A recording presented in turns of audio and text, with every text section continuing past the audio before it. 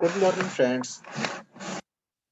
आज हम प्रोटोजोआ के आर्थिक महत्व की बात करेंगे। पिछले लेक्चर में हमने लाभदायक प्रोटोजोआ की बात की थी। इस लेक्चर में हम बात करेंगे हानिकारक प्रोटोजोआ के संदर्भ में। अब आप सोचेंगे कि एक छोटा सा जंतु जो एक कोषीय जीव होते हैं, इनके लाभ इतने अधिक थे तो हानियां भी उसी तरह से कुछ इंपॉर्टेंस ही रखती होंगी। हम भले ही इग्नोर करते हैं माइक्रो ऑर्गेनिज्म को, लेकिन उनके इम्पोर्टेंस और उनके बेनिफिट बहुत अधिक होते हैं। उसी प्रकार से उनके कुछ न कुछ नुकसान भी होते हैं। यहाँ पे हम हार्मफुल बैक्टीरिया की या हार्मफुल प्रोटोजोन्स की बात करेंगे। सबसे पहली बात हम कहें यहाँ कि the protozoans are harmful in the following ways. निम्न प्रकार से हार्मफुल होते हैं। सबसे पहली बात, पोल्यूशन ऑफ वाटर, जल में प्रदूषण। कुछ प्रोटोजोन ऐसे भी हैं जो पानी को साफ करते हैं, तो कुछ प्रोटोजोन ऐसे भी हैं जो पानी को पोल्यूट करते हैं, पानी को दूषित करते हैं। यद्यपि यहाँ कुछ प्रोटोजोन कॉन्टामिनेशन या पोल्यूशन के लिए उत्तरदायी हैं। इनमें मुख्यतः जो मल के प्रोटोजोआ बाद वाले संवर्ग में सम्मिलित होते हैं और कुछ मुक्त जीवी प्रोटोजोआ जैसे यूरोग्लेनोप्सिस भी दुर्गंध युक्त एरोमेटिक तथा तैलीय स्रावों का श्रावण करते हैं और जिसकी वजह से जल मनुष्य के उपयोग के लायक नहीं रहता। तो यहाँ पे आपने देखा कि the drinking water in natural condition is made unpalatable by the reproduction of sub free living protozoa in it. जो मुक्त जीवी प्रोटोजोआ हैं, उनके जनन के कारण पानी जो है वो पीने योग्य नहीं रहता है। फॉर एग्जाम्पल यहाँ पे यूरोग्लेनोप्सिस, यहाँ एक ऐसी fishy odour like that of cod liver oil, इस तरह का यहाँ गंध या जैसे दुर्गंध कहें वो साबित करता है, जिसकी वजह से वो पानी पीने योग्य नहीं रहता। पेरिडिनियम emits smell resembling that of calm cell। तो पेरिनियम जो है वो भी इस तरह की गंध उत्पन्न करता है जो पानी को पीने योग्य नहीं रहने देता। तो समुद्र में रहने वाले कुछ बायोल्यूमिनेसेंट डायनोफ्लैजिलेट जैसे नॉक्टिलुका है, जिम्नोडियम है और गोनियोलैक्स, ये कभी कभी इनकी संख्या इतनी अधिक हो जाती है जिसके कारण समुद्र का जल लाल दिखाई देने लगता है। इस तरह की घटना को हम ब्लूमिंग कहते हैं, जिसके ऐसा लगता है जैसे रेड टाइड्स उत्पन्न हो गई हो।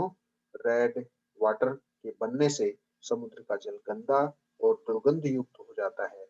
इन फ्लैजेलेट प्रोटोजोन प्राणियों के अधिक मात्रा में हो जाने पर मछलियां नष्ट हो सकती हैं और मनुष्य के भोजन योग्य मोलस्क प्राणी जैसे क्लैम, ऑयस्टर, सीपी आदि विषाक्त होकर और भोजन के अयोग्य हो जाती है। दूसरी बात हम यही करने जा रहे हैं कि डिस्ट्रक्शन ऑफ एनिमल्स और फूड वैल्यू, जो भोजन के योग्य जो एनिमल हैं उनको उनका नाश करना। जैसे अभी हमने जो नाम दिए बताए वो यहाँ पे शामिल हैं। तो डायनोफ्लैजिलेट्स लाइक नॉक्टिल्यूका और गोनिलॉक्स when becomes abundant are responsible for turning the ocean red। अभी जो मैंने बातें कही वो सब यही है। The water becomes foul and cause toxic reactions to mollusks like oyster and mussels। They becomes unfit for eating by human beings। इन्हीं की वजह से, प्रोटोजोन की वजह से ये सब नष्ट हो जाती हैं, बेकार हो जाती है। अब हम यहाँ पे दूसरी बात करते हैं, destruction of wooden articles. Protozoa जो है some flagellator like Trichonympha and Colonympha live in the gut of termites and help in the process of cellular digestion. वहां बेनिफिशियल में काउंट कर रहे थे हम इसको, यहाँ हमें नुकसान कर रहा है, क्योंकि अगर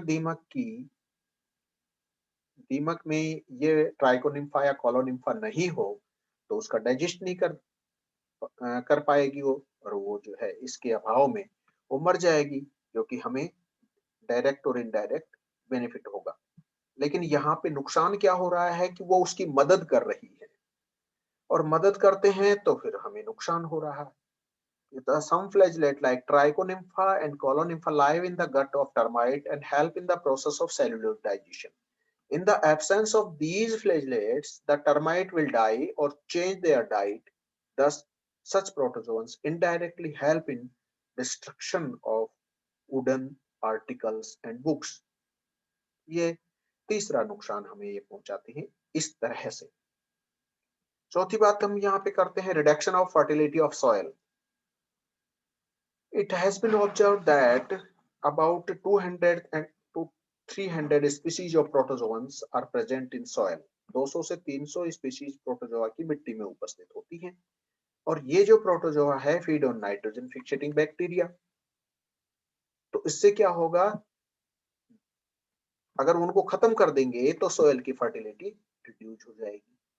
जब नाइट्रोजन फिक्सेटिंग बैक्टीरिया को प्रोटोजोअन्स खा जाएंगे तो उससे क्या होगा, नाइट्रोजन का फिक्सेशन नहीं होगा और हमें नुकसान हुआ। ये चौथी तरह का नुकसान हमें यहाँ पे देखने को मिलता है। अब सारे के सारे हैं जो एक साथ भी हम कह सकते हैं कि पैथोजेनिक प्रोटोजोअन्स। तो पैथोजेनिक प्रोटोजोअन्स को हम कह सकते हैं ये सब जो अब श्रेणी आएगी जो पैरासाइटिक प्रोटोजोआ है, जो सब के सब हम शामिल कर देंगे पैथोजेनिक प्रोटोजोअन्स में। इसके अंदर पैथोजेनिक सार्कोडीन्स आ सकते हैं, पैथोजेनिक फ्लैजेलेट्स आ सकते हैं, वो सब चीजें यहाँ पर बहुत सारे एग्जाम्पल रहेंगे। और तीसरा जो होगा यहाँ पे पैथोजेनिक स्पोरोजोअन्स आ सकते हैं, और फिर पैथोजेनिक सीलिएट्स आते हैं। चारों क्लासेज को यहाँ पर कोई न कोई जो है किसी न किसी प्रकार से हमें रोग उत्पन्न करने वाले उदाहरण देखने को मिलेंगे। यहाँ पर क्लासिफिकेशन अलग तरीके का दिया हुआ है। यहाँ हम पैरासाइटिक प्रोटोजोआ कहते हैं कि वो किस तरह से हमें नुकसान पहुंचाते हैं, एक्टोपैरासाइट रह के पहुंचाते हैं या एंडोपैरासाइट रह के पहुंचाते हैं, उन सब की बात यहाँ पर हम शामिल कर रहे हैं। So parasitism is an association of two organisms in which one organism lives at the expense of the other, giving nothing to return. The first animal is called parasite and the other is the host. Parasitism is a specialized mode of life and various levels of it are found in protozoa. There are two types of parasites on the basis of their survival. Facultative parasite are those that can live for various lengths of time without the host, और दूसरा होता है obligatory parasite are those which cannot survive when separated from their diet। तो यहाँ पर facultative और obligatory दो प्रकार के पैरासाइट जो हैं वो देखने को मिलेंगे। तो depending upon the nature and degree of intimacy, nature and degree of intimacy and the placement of the parasites on their host, these are two type of parasites। ये दो तरह के पैरासाइट हम यहाँ देखने को मिलेंगे, एक एक्टोपैरासाइट और एक एंडोपैरासाइट्स की बात करेंगे। When the parasite lie on the external surface of the host is called ectoparasite। जब किसी सतह के ऊपर देखने को मिलेगा कोई पैरासाइट तो वो एक्टोपैरासाइट होगा। और यहाँ पर few species like the Hydromabiba, Hydroxina found on epidermis of Hydra, Costa nectrix found in epidermis cells of the fishes, और Ichthyopteryx multifilus inhibits on the skin of fishes। ये भी Ichthyopteryx है, तो ये मछलियों के ऊपर देखने को मिल रही है। They feed on the liquefied host cells, causing various degrees of cellular necrosis. These parasites are transferred directly from host to host. ये बात होती है एक्टोपैरासाइट्स की। अब बात करते हैं एंडोपैरासाइट्स की। When the parasite live inside the body, शरीर के अंदर अगर कोई रहते हैं तो वो एंडोपैरासाइट्स हैं, और इन्हें हम इस तरह से क्लासिफाई करते हैं डिपेंडिंग ऑन देयर लोकेशन। कहां पर है उस तरह की लोकेशन के आधार पे हम उनको क्लासिफाई करते हैं। पहली बात, सीलोजोइक।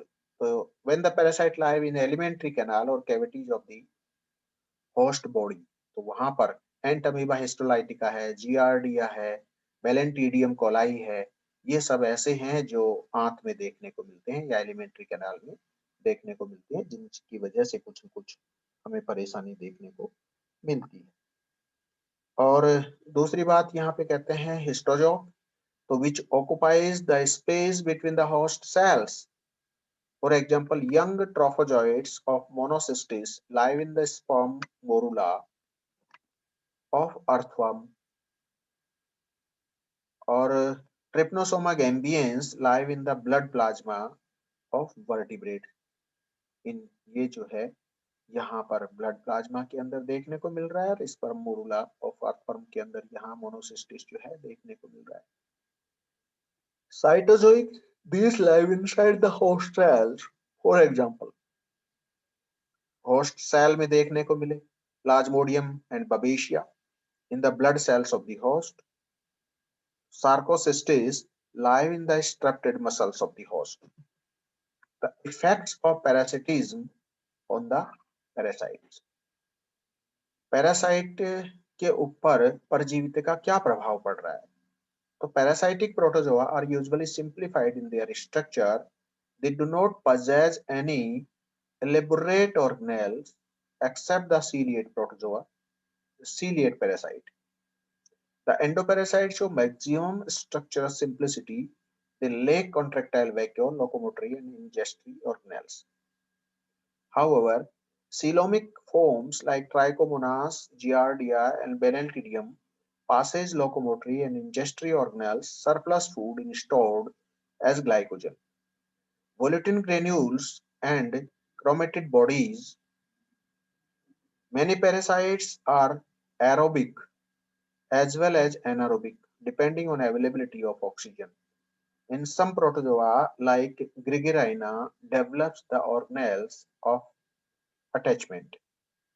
Occurrence of complicated life cycle, often involving cyst formation and rapid multiplication by merogony and zygogony.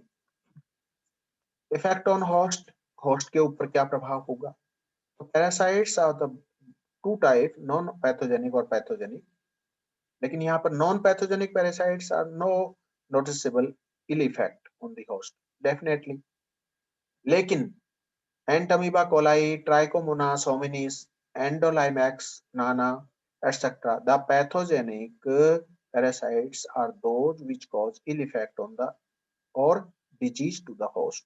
Transmission of the parasite to the host and its function. The infection of new host takes place in two steps. First, they exist of parasite from the first host, and second, the transmission of the second host. तो parasitic protozoa किस तरह से पहुंचते हैं, कौन से तरीके हैं जिनकी वजह से वो पहुंचते हैं? पहला है active migration. This occurs in epizoic parasite of aquatic host. Ichthyophthirius, which actively comes out of the host fish and infect the other host. Direct transfer takes place in the contact with the Trichomonas vaginalis. This type of infection takes place and on coming in contact with the other host. तो ये दूसरी तरीके का accidental infection. This ये by chance कहीं भी accidental swelling of the parasite in encysted condition along with food and water. तो coccinella, conoc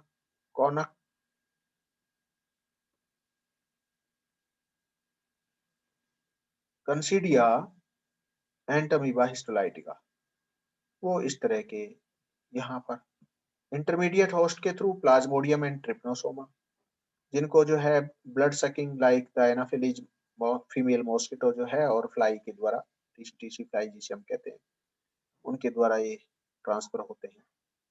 फिर कंजेनिटल ट्रांसफर की बात करते हैं तो germinative infective takes place or before birth. Many occurs in several ways, and placental transfer takes place in case of plasmodium, in main ovarian transfer as takes place in nosema in silkworm. इस तरह से हम यहाँ पर देखते हैं कि इन pathogenic जो प्रोटोजोन हैं उनका हमारे शरीर पर कितना प्रभाव देखने को मिलता है। कुछ मैं यहाँ नाम लेऊंगा जिनकी वजह से जो है बहुत सारे रोग उत्पन्न होते हैं, वो नाम बता देता हूं मैं थोड़े से। और एंटमीबा और एंडमीबा जो मनुष्य और अन्य जंतुओं के आंत में रहते हैं, और इनकी वजह से जो है एंटमीबा हिस्टोलाइटिका और एंटमीबा इन्वेडेंस ये गंभीर रोगजनक है। अमीबा हिस्टोलाइटिका की वजह से मनुष्य में पेचिश हो जाती है, अमीबियसिस के लिए उत्तरदायी है, और भारत 50% भारतीय जनसंख्या में ये सब चीजें पाई जाती है। और एंटमीबा इन्वेडेंस जो रेप्टाइल्स की बड़ी आंत में पाई जाती है, जहां पर अमीबियसिस उत्पन्न करती है। पहली बात तो ये। दूसरा, लेशमानिया, ट्रिप्नोसोमा, हिस्टोमोनास, ट्राइकोमोनास और जियार्डिया, ये कुछ जीनस हैं जो कि रोग उत्पन्न करते हैं। लेशमानिया की बात करते हैं तो इसकी 3 जातियां जो है मनुष्य में भयंकर रोग उत्पन्न करती हैं। लेशमानिया डोनोवानी लीवर और स्प्लिन, प्लीहा और यकृत में कालाजार रोग उत्पन्न करती है।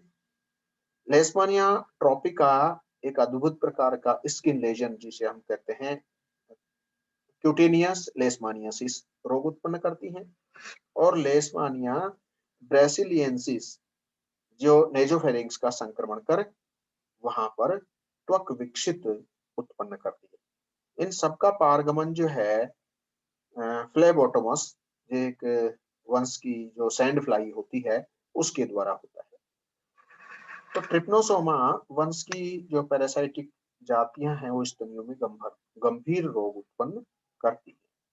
इसी प्रकार ट्रिप्नोसोमा गैम्बियंस ये अफ्रीकन स्लीपिंग सिकनेस जिसे हम कहते हैं, ट्रिप्नोसोमा रोडियंसिस, ट्रिप्नोसोमा क्रूची, ट्रिप्नोसोमा इवेंसिडम और ट्रिप्नोसोमा इक्विपडाई और ट्रिप्नोसोमा ब्रूसवाई, ये सामान्य रोग जनक जातियां हैं जो ट्रिप्नोसोमा की होती है। अब हिस्टोमोनास की बात करते हैं तो ये हिस्टोमोनास जो है परजीवी होता है, और ट्राइकोमोनास की परजीवी जातियों में ट्राइकोमोनास वेजाइनलिस स्त्रियों में वेजाइनल ट्राइकोमोनियसिस रोग उत्पन्न करता है। और ट्राइकोमोनास फीटस संयुक्त राज्य में पशुओं में ट्राइकोमोनियसिस, और ट्राइकोमोनास गैलिनी फाक्ता या कबूतर या टर्की पीरू और मुर्गियों में रोग उत्पन्न करती है। जियार्डिया की असंख्य जातियों में से जियार्डिया इंटेस्टाइनलिस मानव में आंत्र रोग उत्पन्न करती है। ये बात हो गई ट्राइकोमोनास की जो रोग उत्पन्न करती है। इसी प्रकार हम यहाँ देखें प्लाज्मोडियम है, आइमिरा है, आइसोस्पोरा है, बबेशिया है, ये सब जीनस जो है मनुष्य में रोग उत्पन्न करने वाली बात करते हैं। तो यहाँ पे प्लाज्मोडियम जो है वो मलेरिया का परजीवी कहा जाता है और मलेरिया रोग उत्पन्न करता है। प्लाज्मोडियम की Plasmodium vivax, Plasmodium malariae, Plasmodium oval और प्लाज्मोडियम फाल्सिफेरम, ये मनुष्य में विविध प्रकार के मलेरिया रोग उत्पन्न करते हैं।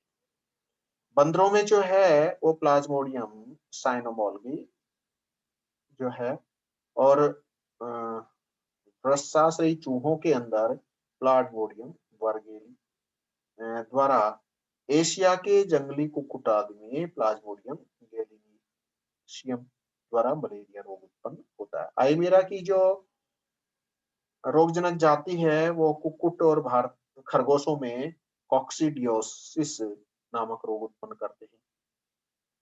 इस प्रकार आइसोस्पोरा जो मनुष्य तथा अन्य स्तनधारियों में आत्तीय परजीवी होते हैं। तो आइसोस्पोरा होमिनिस जाति वास्तविक रूप से मनुष्य की एक रोगजनक जाति होती है। बवेशिया जो है कि की जातियां विविध प्रकार के कशेरुकी प्राणियों की अंतः रक्ताणु परजीवी होती है और पशुओं में पाई जाने वाली बवेशिया बाइजेमिना उनमें घातक हीमोग्लोबिन्यूरिक ज्वर और रेड वाटर फीवर जैसे टेक्सास फीवर का नाम से भी जानते हैं वो रोग उत्पन्न करते हैं। इसी तरह से वेलेंटिडियम कोलाई एकमात्र रोगजनक सीलिएट प्राणी है जो मनुष्य की आंत में और कभी-कभी मेंढकों में पाया जाता है। इस प्रकार से ये बहुत सारे प्रोटोजोअन्स हैं जो रोग उत्पन्न करते हैं, सीवियर रोग उत्पन्न करते हैं या रोग ट्रांसफर करते हैं। इस तरह से हम प्रोटोजोआ के आर्थिक महत्व की बात करते हैं। Thank you very much.